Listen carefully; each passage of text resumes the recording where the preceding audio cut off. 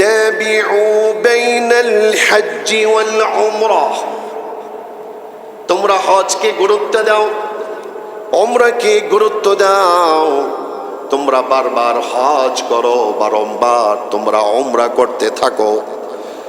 নবীজি বলেন, আমি তোমাদেরকে বারবার হজ এবং উমরা করতে বলি এই জন্য যে ফাইন্নাহুমা ইয়ানফিয়ানিল ফাকর ওয়ায-যুনুব, যদি তোমরা বারবার উমরা হজ করো তাহলে জেনে রাখো উমরা এবং হজ মানুষের দরিদ্রতা মুছে দেয় এবং তাকে নিষ্পাপ করে পবিত্র বানায়া জান্নাতি বানায়া তার মৃত্যু নসিব করে দেয়। উমরার মাধ্যমে, হজের মাধ্যমে দরিদ্রতা মোচন হয়, কারণ সেটাই তো বরকতের খাজানা, সেটাই তো বরকতের ভান্ডার, সেখানেই তো বরকতের বাজার। আপনার বাণিজ্যিক বরকত, আপনার অর্থনৈতিক বরকত, আপনার গোটা জীবনের বরকত যদি চান তাহলে বারবার সেখানে যান। যদি যেতে পারেন তাহলে তাকদীর খুলে যাবে, অভাব মোচন হবে, দরিদ্রতা মোচন হবে।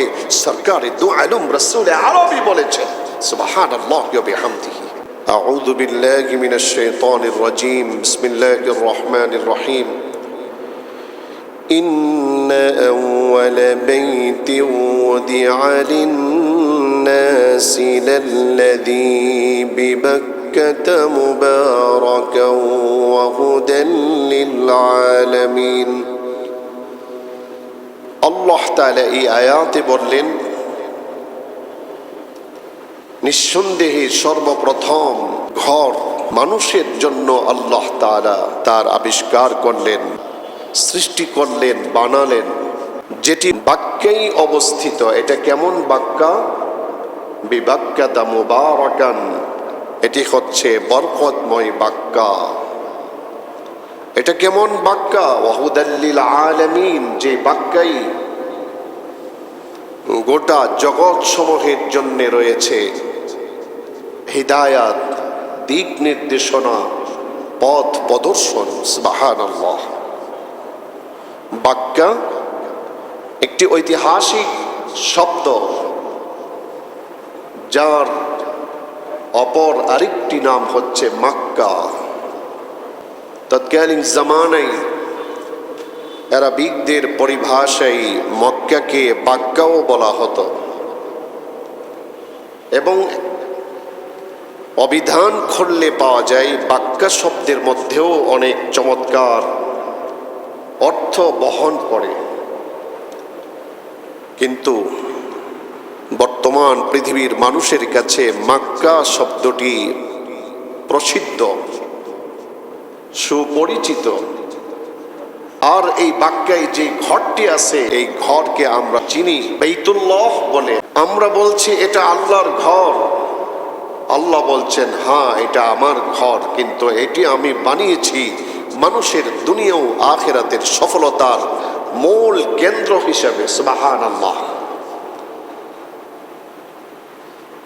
বরকতময় একটি ঘর কাবা শরীফ, বাইতুল্লাহ। এই বরকত যদি আমরা পেয়ে যাই তাহলে দুনিয়া হয়ে যাবে আমাদের ধন্য। সুবহানাল্লাহ। কারণ আখিরাতে কোনো মানুষের বরকতের প্রয়োজন হবে না। আখিরাতে মানুষের বরকতের কোনো প্রয়োজন হবে না, বরকতের প্রয়োজন হলো দুনিয়াতে। একটি মানুষের পারিবারিক জীবনে বরকতের দরকার,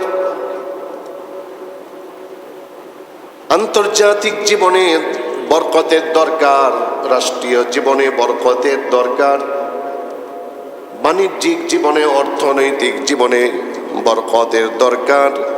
বরকত লাগবে না এমন কোনো জীবন ব্যবস্থা মানুষের জীবনে নাই। দোকানে বরকত, মসজিদে বরকত, ঘরে বরকত, ব্যবসায় বরকত, বাণিজ্যে বরকত, পলিটিক্যালে বরকত, হায়াতে বরকত, টাকায় পয়সায় মালে বরকত। মানুষ শুধু বরকত চায়, আর সত্যি যদি মানুষ বরকত পেয়ে যায় তাহলে তার জীবনে আর কোনো কষ্ট থাকে না, ওই মানুষটি দুনিয়াতে সফল কাম হয়ে যায়। বরকতের অনেক বড় লম্বা এক বিশ্লেষণ আছে, কিন্তু সেটি বলা মাকসাদ নয়। বলা মাকসাদ হচ্ছে বাইতুল্লাহ নামক যে একটি ঘর বাক্যাই অবস্থিত করেছেন আল্লাহ, সেই ঘরটি বরকতময় ঘর। আর সেই বরকত মানুষের ইহজীবনে, দুনিয়াবী জীবনের প্রতিটা মুহূর্তে বরকতের দরকার। সুতরাং এই আয়াত থেকে আমরা একটা ফতোয়া গ্রহণ করতে পারি, যদি আমাদের জীবনে বরকতের প্রয়োজন হয় তাহলে বরকতের জন্য আমাদেরকে যেই দরবারের অনুসারী হতে হবে, যে দরবার আমাদেরকে ভ্রমণ করতে হবে, সেই দরবারের নাম হচ্ছে বাইতুল্লাহ। সুবহানাল্লাহ। কিন্তু বাইতুল্লাহর দরবারকে বাদ দিয়ে যারা খাজা বাবার দরবারে দৌড়ায়, যারা মাইজ ভান্ডারের দরবারে দৌড়ায়, যারা আট্রসির দরবারে দৌড়ায়, যারা দেওয়ানবাগ, রাজারবাগ, আরো কত ধরনের শিরক এবং বিদআত কুফরে লিপ্ত আছে, এমন দরবারে যারা ভিড় জমায়, আমি বলবো তারা হলো মূর্খ, জাহেল, অজ্ঞ। তারা জীবনের ক্ষতি করে বেড়াচ্ছে শিরক এবং কুফর দিয়ে, ঈমানকে নষ্ট করছে। সে তার নিজের মাথায় যেন নিজেই কোরআন মারছে। এজন্যে আমাদেরকে জানতে হবে, আমাদের জন্য বরকতময়ী যে দরবার রয়েছে সেই দরবারের নাম হচ্ছে বাইতুল্লাহ, কাবা। নম্বর 2, ওহুদাল লিল আলামিন, বাক্যাই অবস্থিত, মাক্কায় অবস্থিত বাইতুল্লাহ আল্লাহ তাআলা রেখেছেন হিদায়াত। সেই হিদায়াতের সীমানা কতটুকু, পরিমাণ কতটুকু, পাওয়ার কতটুকু? হিদায়াতের পাওয়ার হলো গোটা জগৎ সমূহের হিদায়াতের ভান্ডার হিসেবে আল্লাহ রাব্বুল ইজ্জত ওয়াল জালাল বাইতুল্লাহকে নির্ধারণ করে দিয়েছে। তোমরা যদি হিদায়াত চাও তাহলে হিদায়াতের ভান্ডার হচ্ছে বাইতুল্লাহ। সুবহানাল্লাহ। যদি কোনো মানুষ হিদায়াত পেয়ে যান, হিদায়াত প্রাপ্ত মানুষটির কবরে কোনো আযাব হবে না। হিদায়াত প্রাপ্ত মানুষটি জুলুম, অত্যাচার, চুরি, ডাকাতি, ছিনতাই, ফিতনা, ফাসাদ, অরাজকতার মাধ্যমে জনগণের কোনো ক্ষতি করবে না, বরং ওই হিদায়াত প্রাপ্ত মানুষটি সে নিজে জান্নাতি হয়ে যাবে এবং তার সংস্পর্শে, তার মন্ত্রিত্বে, তার সেক্রেটারিয়েটে, তার মালিকানাধীন অসংখ্য মানুষ জান্নাতের পথ পর্যন্ত দেখতে পারে। হিদায়াত এটা বড় জরুরি এক সাবজেক্ট, এক গুরুত্বপূর্ণ সিফাত, গুণ। আল্লাহর পক্ষ থেকে হিদায়াত প্রাপ্ত যে হতে পেরেছে সে আখিরাতের প্রতিটা ঘাটে নবীজিকে পেয়ে যাবে, নবীজির শাফাআতকে পেয়ে যাবে, কোরআনের শাফাআতকে পেয়ে যাবে, আল্লাহ পাকের সহযোগিতা পেয়ে যাবে, এমনকি শেষ পর্যন্ত বিনা হিসাব জান্নাতের মালিক হয়ে যাবে। সুবহানাল্লাহ। তাহলে এক কথাই বাক্কা কিংবা মাক্কায় অবস্থিত যে ঘরটি আছে সেটি হলো বাইতুল্লাহ। এই বাইতুল্লাহর 2টি গুণ, একটি হচ্ছে বরকতময় ঘর, আরেকটি হচ্ছে হিদায়াতের ঘর। আর এই ঘরটি মানুষ সৃষ্টির অন্তত 2000 বছর আগে আল্লাহ রাব্বুল ইজ্জত ওয়াল জালাল এই ঘরের আবিষ্কার করেছেন। সুবহানাল্লাহ। আমাদের বাবা আদম আলাইহিস সালামকে সৃষ্টি করার অন্তত 2000 বছর আগে যেই ঘরের আবিষ্কার, যেই ঘরের নির্মাণ, যেই ঘরের প্রতিষ্ঠা, যেই ঘরের স্থাপনা, সেটি হলো অন্তত 2000 বছর আগে। আর সেই ঘরকে আল্লাহ পাক সাজালেন বরকত দিয়ে এবং হিদায়াত দিয়ে। এই বরকতের ব্যাখ্যা, হিদায়াতের ব্যাখ্যা আমরা দেখতে পাবো যখন বাইতুল্লাহ জিয়ারত করার জন্য, তওয়াফ করার জন্যে, প্রদক্ষিণ করার জন্যে আমরা যখন যাব, তখনই আমরা বাস্তবে দেখতে পাবো আল্লাহ পাক সত্যি সত্যি সেখানে অসংখ্য বরকত রেখেছেন, অসংখ্য হিদায়াতের নিদর্শন সেখানে আল্লাহ পাক সাজিয়ে রেখেছেন। সুবহানাল্লাহ। আল্লাহ তাআলা বলেন, ফীহি আয়াতুম বাইয়িনাত, সেই ঘরে বাক্যাই মক্কায় অসংখ্য নিদর্শন আল্লাহ পাক রেখে দিলেন। মাকাম ইব্রাহিম, এটা একটা নিদর্শন। আবে জামজাম, এটা একটা নিদর্শন। সাফা এবং মারওয়া আরেকটি নিদর্শন। মুজদালিফা আরেকটি নিদর্শন। আরাফা আরেকটি নিদর্শন। মিনা আরেকটি নিদর্শন।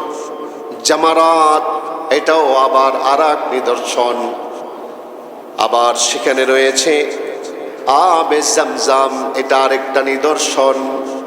সেই মক্কায় রয়েছে, সেই বাক্কায় রয়েছে হজরে আসওয়াদ, যে হজরে আসওয়াদ হলো সেখানকার অন্যতম এক নিদর্শন।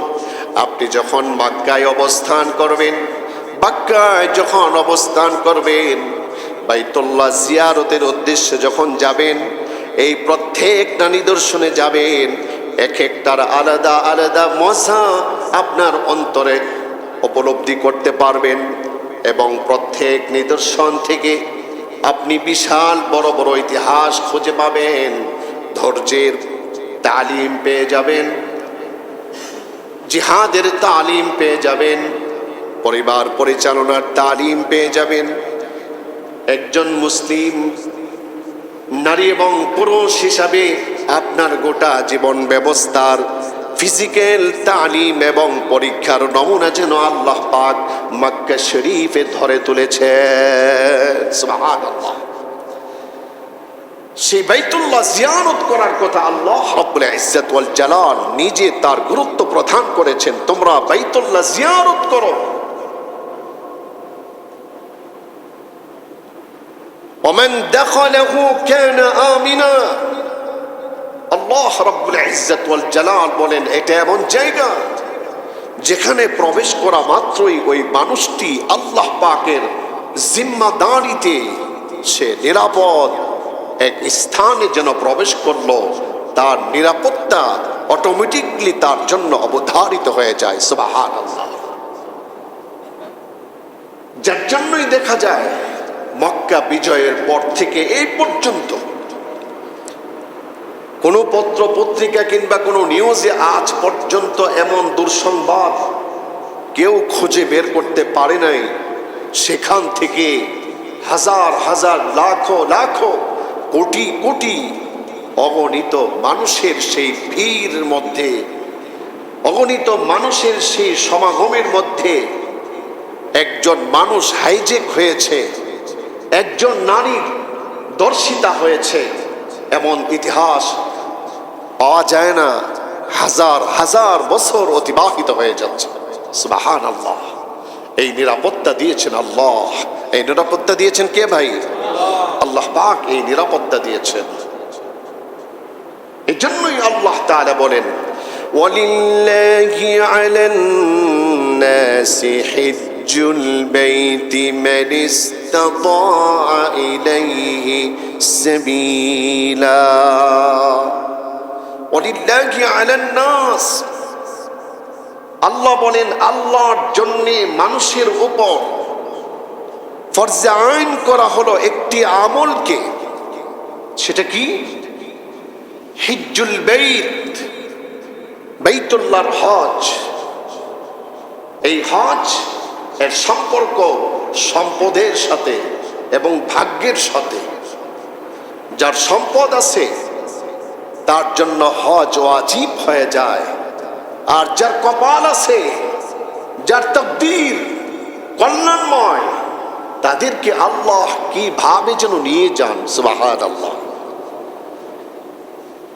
মান ইসতাতা ইলাইহি সাবিলা, আল্লাহ রাব্বুল ইজ্জত ওয়াল জালাল বলেন, সামর্থ্যবান ব্যক্তিরা যদি তার সামর্থ্যটা এমন হয়, হজের সফরে সে যাবে, তার পরিবার পরিচালনায় কোনো সমস্যা হবে না,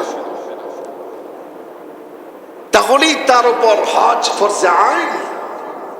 মেয়েকে বিবাহ দেওয়ার পরে নয়, ছেলেকে বিবাহ করানোর পরে নয়, বাড়ি কমপ্লিট করার পরে নয়, নির্বাচনে পাশ করার পরে নয়, বরং প্রতিটা সেক্টরের, প্রতিটা রকমের, প্রতিটা দেশের, প্রতিটা অঞ্চলের মানুষ যদি এমন কতটুকু সামর্থ্যবান হয়ে যায় যে যে কয়দিন বাইতুল্লাহ জিয়ারত করে হজের বিধানগুলো মেনে কমপ্লিট করে সে বাড়িতে ফিরতে পারে, তার বউ বাচ্চা, তার পরিবার নিরাপদে থাকতে পারে, এবং অর্থনৈতিক কোনো প্রবলেম, কোনো অভাব, কোনো সংকট তাদের মধ্যে হয় না, অতটুকু সামর্থ্যবান যারা যখন হবে, তার জন্য হজ, বাইতুল্লাহ জিয়ারত, হজকে আল্লাহ তাআলা ফরজ করে দিয়েছেন।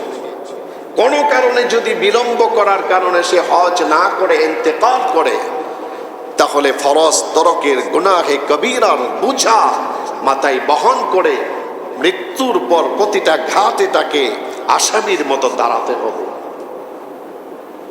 কিন্তু সেটা কয়বার? আল্লাহ জুলুম করেন না, আল্লাহ চাপিয়ে দেন না, আল্লাহ প্রতিটা মানুষকে তার মেজাজ এবং এবিলিটির সাথে ম্যাচিউরড করে আল্লাহ রাব্বুল ইজ্জত ওয়াল জালাল তার বান্দাকে, বান্দিকে আমল দিয়েছেন। সুবহানাল্লাহ। যত বড় মালদার ব্যক্তি হোক না কেন, তার জীবনে হজ ফরজ কতবার? জি, একবার। একবার ফরজ। তাহলে কেন আমি কর্পণ্যতা করব? আমি শুনে অবাক হয়ে যাই। আমার কাছে এমন তথ্য আছে, ঢাকা শহরে কয়েকটা বাড়ি আছে, মিল কারখানার মালিক, কিন্তু এখন পর্যন্ত হজ করে নাই, উমরা করে নাই। আজীব কথা। যেহেতু আলোচনা আসছে, এই জন্য ছোট্ট একটা মাসআলা, হজ করার আগে উমরা করা সুন্নাত। যেন জায়গাটা আমার কাছে হজের সময় পরিচিত মনে হয়, হজের বিধানগুলো পালন করা যেন আমার জন্য সহজ হয়ে যায়। সেজন্য হজের আগে যদি সামর্থ্য থাকে তাহলে উমরা করা সুন্নাত। নবী করিম সাল্লাল্লাহু আলাইহি ওয়াসাল্লাম এই হজ এবং উমরাকে গুরুত্ব প্রদান করেছেন।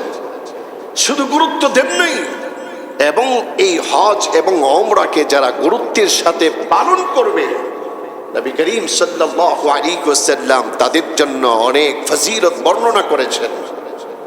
আল্লাহর রাসূল সরকারে দু আলম রাসূল আরবি বলেন, তাবিউ বাইনাল হজ্জ ওয়াল উমরাহ, তোমরা হজকে গুরুত্ব দাও, উমরাকে গুরুত্ব দাও। তোমরা বারবার হজ করো, বারংবার তোমরা উমরা করতে থাকো। সামর্থ্য থাকলেই বারবার হজে যাও, উমরা করতে যাও। বিভিন্ন জায়গায় গুনাহের অপসংস্কৃতির মাধ্যমে, বেহুদা সময় নষ্ট করার মাধ্যমে, বেহুদা অর্থ খরচ করার পরিবর্তে তোমরা যদি সামর্থ্যবান হও, নবীজি বলেন একবার হজ করা ফরজ। কিন্তু আমি আমার উম্মতকে নসিহত করি, যদি তোমরা ঘুরতে চাও, যদি তোমরা ভ্রমণে যেতে চাও, যদি তোমরা ট্যুরে যেতে চাও, তাহলে বারবার হজ করো, বারবার উমরা করো, বৈধ পন্থায় বারবার উমরা করো, মানুষকে না ঠকাইয়া উমরা করো, চাঁদাবাজি না করে উমরা করো, পরিবারের হক আদায় করে উমরা করো। একজন মানুষ যত বারবার উমরা করবে। নবীজি বলেন, আমি তোমাদেরকে বারবার হজ এবং উমরা করতে বলি এই জন্য যে فإنهما ينفيان الفقر والذنوب। যদি তোমরা বারবার উমরা হজ করো তাহলে জেনে রাখো, উমরা এবং হজ মানুষের দরিদ্রতা মুছে দেয় এবং তাকে নিষ্পাপ করে পবিত্র বানায়া জান্নাতি বানায়া তার মৃত্যু নসিব করে দেয়। উমরার মাধ্যমে, হজের মাধ্যমে দরিদ্রতা মোচন হয়, কারণ সেটাই তো বরকতের খাজানা, সেটাই তো বরকতের ভান্ডার, সেখানেই তো বরকতের বাজার। আপনার বাণিজ্যিক বরকত, আপনার অর্থনৈতিক বরকত, আপনার গোটা জীবনের বরকত যদি চান তাহলে বারবার সেখানে যান। যদি যেতে পারেন তাহলে তকদির খুলে যাবে, অভাব মোচন হবে, দরিদ্রতা মোচন হবে। সরকারে দু আলম রাসূল আরবি বলেছেন সুবহানাল্লাহ ওয়া বিহামদিহি, যে একজন মানুষের দুনিয়াতে দরিদ্রতা মোচন হয়ে যাওয়া, অভাব মোচন হওয়া, স্বাবলম্বী একটি জীবন পাওয়া, এটা মানুষের জীবনের একটা আফসোস, একটা বিশাল বড় পরিকল্পনা। গোছালো একটি জীবন অর্থনৈতিক যেন আমার হয়ে যায়। হ্যাঁ, গোছালো জীবন পাওয়ার জন্য আল্লাহ যেন বারবার আপনাকে ডাকছেন, বান্দা তুই চলে আয় বাইতুল্লাহ, বান্দা তুমি চলে আসো হজ করার জন্যে, উমরা করার জন্যে। তবে খবরদার অন্যের পয়সা মেরে প্রতি বছর হজ করিও না, লোন রেখে প্রতি বছর হজ করিও না, ঋণ রেখে উমরা আর হজ করিও না। সেগুলো আদায় করা হচ্ছে বড় দায়িত্ব। আপনি যখন কাবা শরীফের গিলাফ ধরে, কাবার দরজা ধরে, মুলতাজিম ধরে, হজরে আসওয়াদ চুমুখে আপনি যখন মাকামে ইব্রাহিমে যে, আপনি যখন হাতিমে কাবায় যে বিভিন্ন নিদর্শন সমূহ যে আছে, দোয়া কবুল হওয়ার যে জায়গাগুলো আছে, মাতাফের এলাকার ভিতরে থেকে আল্লাহর কাছে যা যাবেন, আল্লাহ তাই আপনার গ্রহণ করে নেবেন, কবুল করে নেবেন। সুবহানাল্লাহ। তো যেখান থেকে বেল পাস করব সেটাকে আমরা বর্জন করছি। এই মানুষগুলো বোকা, এই মানুষগুলো অসচেতন। এজন্য আসুন আমরা হজকে গুরুত্ব দিই, আমরা উমরাকে গুরুত্ব দিই। আমাদের যাদের সামর্থ্য আছে, প্রয়োজনে আমরা বারবার উমরা এবং হজ করতে থাকি। এর মাধ্যমে আমাদের দুনিয়া ও আখিরাত সফল কাম হয়ে যাবে। নবী করিম সাল্লাল্লাহু আলাইহি ওয়াসাল্লাম আরেক রিওয়ায়াতে বলেছেন, মান হাজ্জা লিল্লাহি ফালাম ইয়ারফুথ ওয়া লাম ইয়াফসুক রাজা কায়াউমিন ওয়ালাদাতহু উম্মুহু।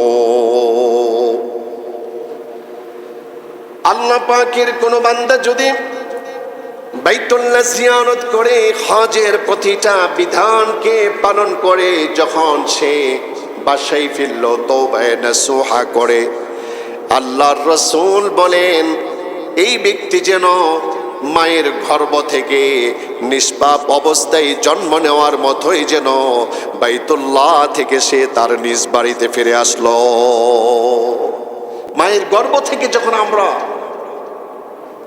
এসেছিলাম, জন্ম গ্রহণ করেছিলাম, সেই সময়ে আমাদের গায়ে কোনো কাদা ছিল?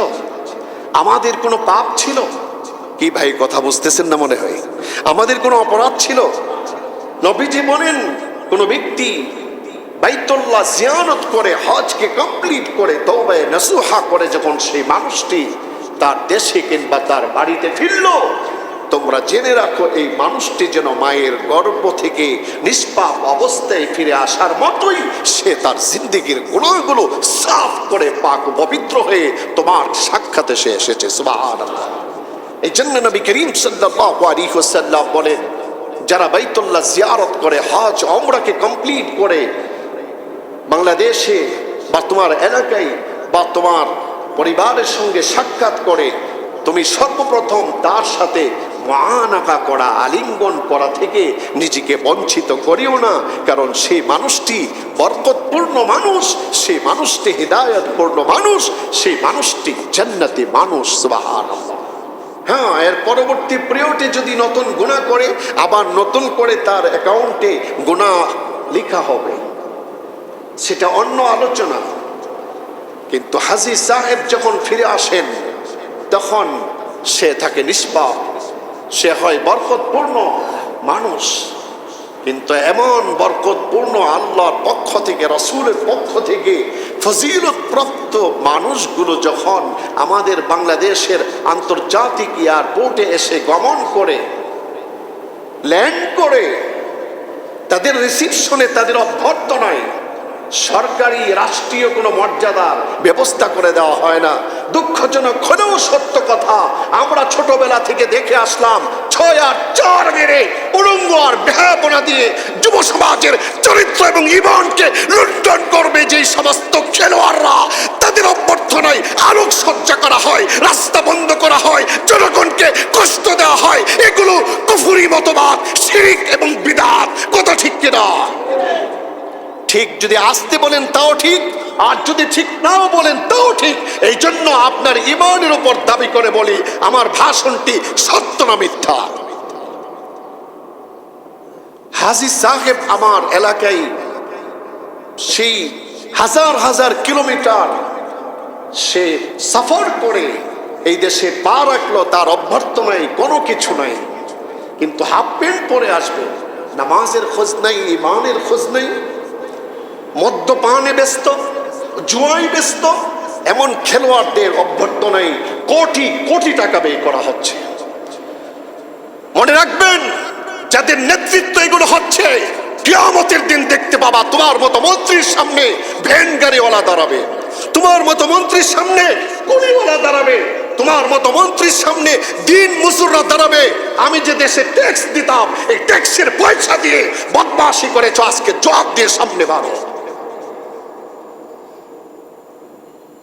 যদি ইসলামিক হুকুমত হয়, তাহলে এমন ব্যক্তিদেরকে অভ্যর্থনায় কোটি কোটি টাকা তখন খরচ করা হবে।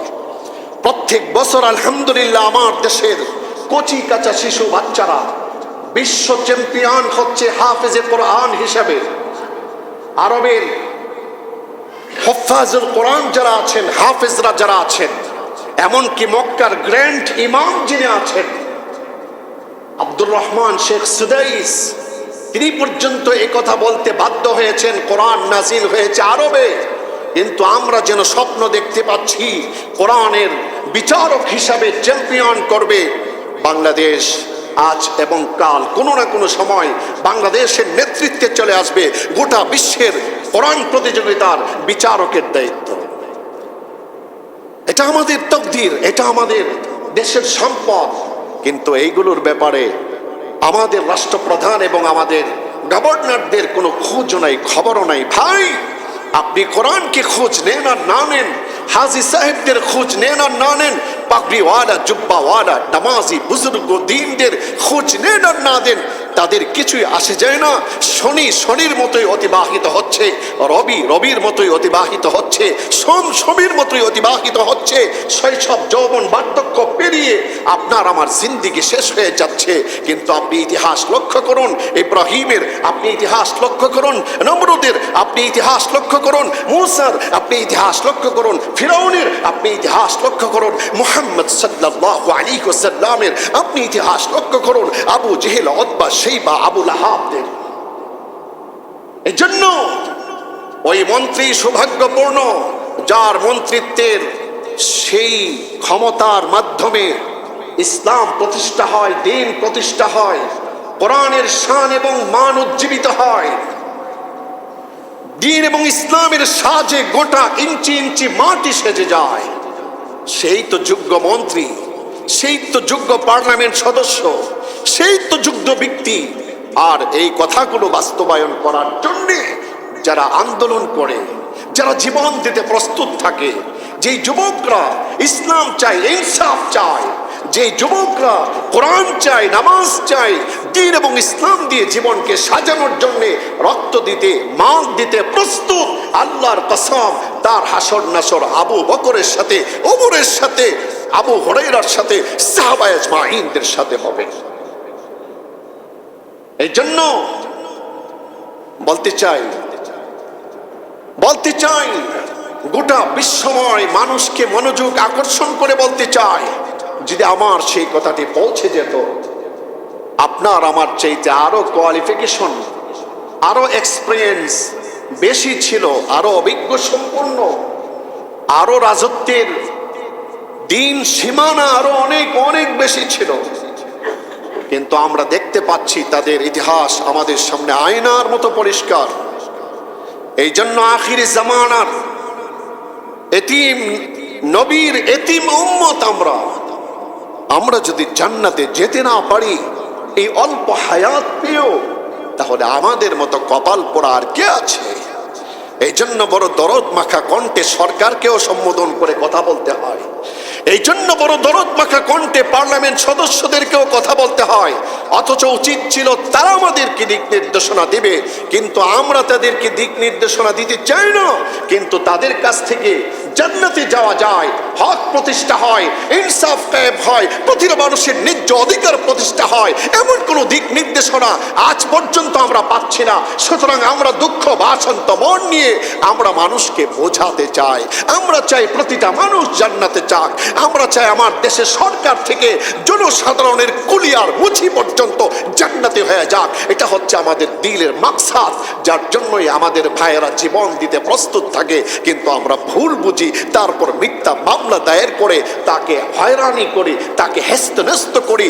মনে রাখবেন, এই হয়রানি, এই জেল জরিমানা, এই সমস্যা, এই জুলুম অত্যাচার, এটা নবীদের সুন্নত, এটা সাহাবীদের সুন্নত, এটা তাবিঈদের সুন্নত, এটা তাবিঈদের সুন্নত। কিয়ামত পর্যন্ত